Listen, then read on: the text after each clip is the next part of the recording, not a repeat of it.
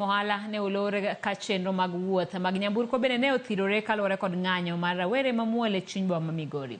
Rowere Sanja mane wuok oko mar ng'anyo ok ne odino kata moko mach e apaya kaka yande osebedo ka gitimo e kinde mokalo ka joriemb bodaboda to ne dhi nyime kod chenrogi mapile pile. Nyamburko mathin mating'o jowuoth ema ne onenore e apaya maduong' ma Migori. Obila ne okwore kuonde machalo kaka daraja maduong' ma Migori ka rawere matin mane wuok oko bende ne onenore ka tugo pich ajwala e chuny apaya ma Migori. Jogo mane wuok oko mar ng'anyo mamuol ka otenegi kod Peter Owuor wacho ni jatend piny Kenya William Ruto pok ochopo dwarogi. Wasebedo kwanyiso gi chien kocha. Koro rito ni mondo obedie tim mano pok waneno ka gitim. Temo nyiso president ni omewa chance. Gik mwatemo wacho pile wadwano winji.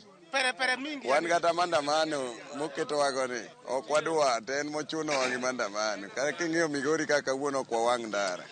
Watemo ni mondo owinj wachwa. Onge gimoro amora mwanyalo timo ni en mana ringo ng'wech koni gi koni ni kwa wuok ni wadhi tich en mana ng'wech. Gik mwawinjo ki Ruto president owacho gik mok nyal konyowa kata kaka wan jopiny, ok konywa kata matin.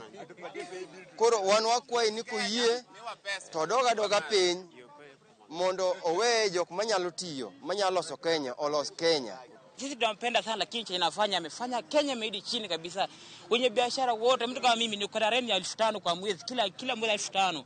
Sasa kishikisha kama leo mwezi kifika atapata pesa kulipa rent kweli? Takosa pesa. Biashara yangu kama leo imezima kabisa, hakuna hata shilingi zaingiza. Serikali yenyewe hakuna pesa itapata. Hapa Migori hakuna kitu inaendelea Migori. Tunafanya namna gani ili wakae chini waongee na baba waelewane ili sisi tuendelee jameni. Hatujatayarisha kuwa kwa barabara kila siku.